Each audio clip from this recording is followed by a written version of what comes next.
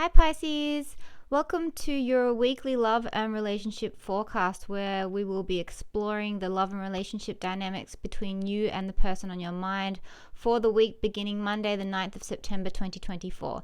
My name is Amy, I'm the owner of Looking Glass Tarot. If you'd like to book a personal reading, you can find my information at the top of my channel.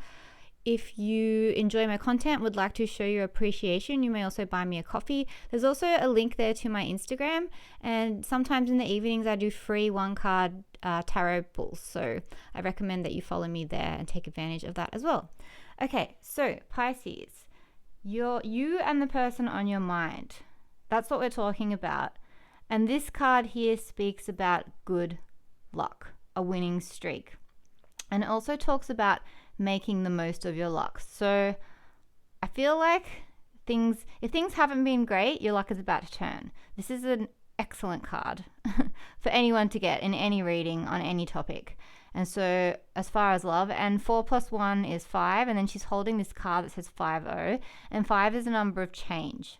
So expect a turnaround and some kind of positive, fortunate development in your love life and between you and this other person. This is saying to protect your energy. Pisceans are very sensitive, so you may need to go outside and spend time in the sunshine, in the forest, by the ocean, hug a tree. It sounds kind of corny, but like there's something about putting your hands on a tree trunk and letting it absorb all of the energies and vibrations, the negative stuff that you've picked up from other people when you're a highly sensitive person. Okay, and then this card is extremely interesting. It talks about the fact that you have a choice. 2 kittens, you must choose. And then 2 + 7 is a 9, which bodes the end of a cycle. So this is saying that you need to choose between, you have options, 2 of them. So I'm wondering if there's 2 people that you are choosing between. So that's one thing that this could be about. The other thing is you're trying to decide whether or not it's worth manifesting, pursuing, contacting, connecting with, and trying to attempt or to stay or to deepen a relationship with this person on your mind. Do you keep trying to move you guys forward, or do you let it go? That's another thing this could be. Yeah, so there's something about a choice around relationship. And this will hit differently with everyone, as these are for all Pisceans. Sun, Moon, Rising, Venus. So yeah, but it is saying as well, it says in the accompanying reading that it's detrimental to your well-being to not make a choice. That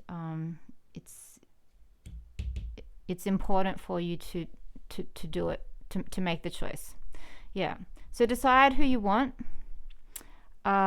Spend time reconnecting and replenishing yourself by spending time in nature, and know that good fortune is coming your way. Okay, Pisces, we're going to start off by exploring the current dynamics between you and the person on your mind, starting with their thoughts, how they're thinking of you right now, and this is how you're thinking of them. This is their feeling towards you currently and your current feelings towards them. Their intentions towards you, your current intentions towards them. Don't worry, I'll look at the probability and the potential and the possibility of how these dynamics could shift as the week goes by. But first I want to start off with looking at where things are right now. This is how they're behaving towards you, and this is how you're behaving towards them currently. This is where you guys meet right now. And then this is hope for the future. All right. And then our theme is, okay, so this is a position of defense. So you guys might not be seeing eye to eye. Someone's being defensive. Someone might feel like they're being attacked. Someone's trying to stand their ground. And I think this is someone that you've been in some kind of a relationship with, some kind of a dynamic with for a while, because you've reached a 7 point in your engagement with this person. So you've gone through the stages of 1 to 6. So I feel like you've known this person, or they've been in your energy, or you guys have been engaging in some kind of dynamic for a little while. Okay, so just looking quickly as well, we've got Aries, Virgo, and Leo. Oh, and Aquarius. Okay, so you're matching it. You're kind of matching each. Sort of, not really. Your headspace, you feel like you need to take control, or you feel like you're in control. Their headspace, they feel like they need some time alone. They're thinking, I need to reflect on what this is, and spend some time trying to figure out how I feel about you, potentially. But how they do feel about you, they do want to explore the potential right now, whereas you feel confused. And so in your intentions, you intend with the 9 of Pentacles to, I don't know, maybe you feel like you need to show off, like, because I just, this always strikes me, this 9 of Pentacles card in this deck, that it is a peacock. So I just wonder if you feel like you need to strut your stuff. So do it if it makes you feel better, but don't do it to try to get them, if that makes sense. And then in their intentions, we've got 8 of Cups, which is they need some space. And yet, the way they're behaving towards you, it seems like they're quite clear. So at least I wonder if they are being clear with you around the fact that I do want to see where this goes, but I am doing some soul searching around it, and emotionally, like, I'm going through some steps, like I'm figuring it out, and I just want you to know that. But it's not what you want to hear. It's making you feel troubled and confused. But there's a lot of hope where you guys meet, and with the 4 of Pentacles as hope for the future, there's hope for stability as well. Although that could be like an impasse, like a place where you guys meet where neither is willing to compromise or budge, and so you find it difficult to move forward. So let's have a look at how the week could potentially play out between the two of you. All right, so this is their thoughts their thoughts around you, how you're thinking of them as the week goes by, how they feel towards you as the week goes by, how you feel towards them, their intentions towards you, yours towards them, their behavior towards you, like the action they'll take towards you, the action you'll take towards them, where you guys meet. Can you see that? And hope for the future. Okay, don't panic. I know some of you are looking at the 3 of Swords and panicking. Don't. It's actually not what you think. It's actually a good thing. Okay, I just want to get this in. All right, so we've got all the air signs, Libra, Gemini, Aquarius. Got all the water signs in this masculine king, Cancer, Scorpio, Pisces. And then here we have Taurus. Here we've got Cancer. Okay, so in your head space, I don't know if he could be a water or an earth sign. But you are thinking that either you bring the emotional maturity, or you need them to show more emotional maturity, and of the masculine kind, as in, my actions show you that I'm an evolved soul and I'm able to be there for you. My heart space is big enough and available enough to hold what it is that you need.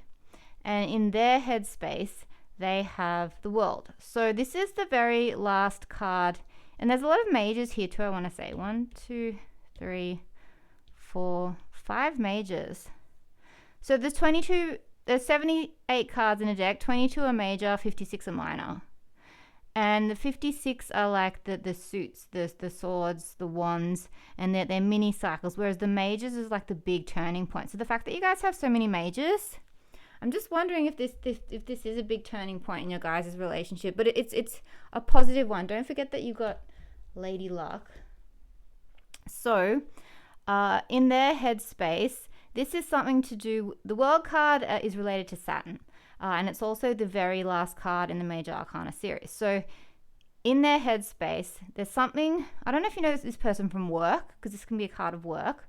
Also, because it's the last card, there's some kind of cycle that's completing between the two of you, and that's where their headspace is.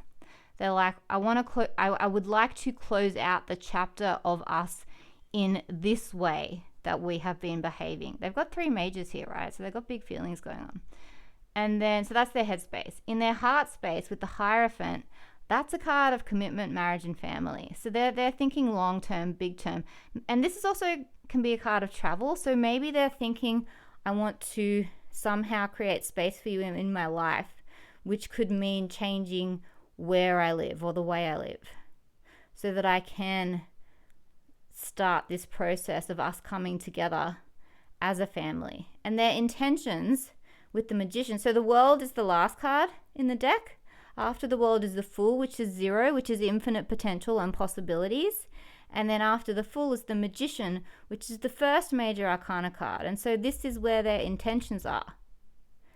To start a new cycle. Their head is like, this old cycle must end. My heart is, I see them as it's big family type. Like they want whatever their version of family is, whether it's marriage and kids, it might not necessarily be, but that's how they see you, as like part of your life. They want to involve you in their life and be in you. They want you in their lives, like they want to live with you. They want to potentially have kids with you, have like be a family basically. And so their intention is to create this, to manifest this. Their actions that they do seem they are turned away from you. So it could be that while they're trying to figure this out, there's some kind of logistics that need to be figured out. I don't know, maybe they need to get maybe you guys are in different countries and there's like a passport issue. And then in your heart space, you look confused. Your intentions is you want a positive outcome. And saying, like, in the way that you're acting, 10 of Swords is a painful ending, but it is also an ending. And it's like an ending for good. This is an ending for good. This is an ending for good. This is a fresh start. This is a fresh start. So you might say, okay, I too want to end the way things have been going. Or I too, because swords are our thoughts, am going to stop thinking about things about us in this way. Because where you meet as the week goes on is 3 of Swords, is there is some painful issue, some kind of emotional heartache and wound that you may trigger in each other. But I think you work through it, because look at the hope for the future is the Ace of Wands, is a passionate new beginning. So this is kind of big, but you need to be focused, you need to be grounded, you need to be clear in your intentions with yourself, with the other person. You need to trust that things are happening in your favor, and you need to make a choice as well. Like, if you really do want this person in your life, if you really are willing to do what you can to keep them, to manifest them in, and to work on engaging with them and hearing them out and letting them be who they are with their flaws, with their peculiarities, because that their heart sees you as long term, and they see themselves as well as finishing up some kind of cycle, some kind of dynamic. They don't want it either. They want a fresh start with you. And their actions could be that, because the King of Swords is truth, right? So they're trying to get to the heart of the matter. Why do we trigger each other? How can we stop this painful cycle? And you agree, you want success. And then how can we move into this fresh start where we reignite this passion, where we remove the swords from the heart, we tend to our wounds, and out of the heart grows a new flame. And that's the stroke of luck, because this is old pain. This is saying goodbye to an old cycle that you've both outgrown. Okay, I hope you like that, Pisces. I hope it brought some clarity for you, and I will see you next week. Have a great week. Bye.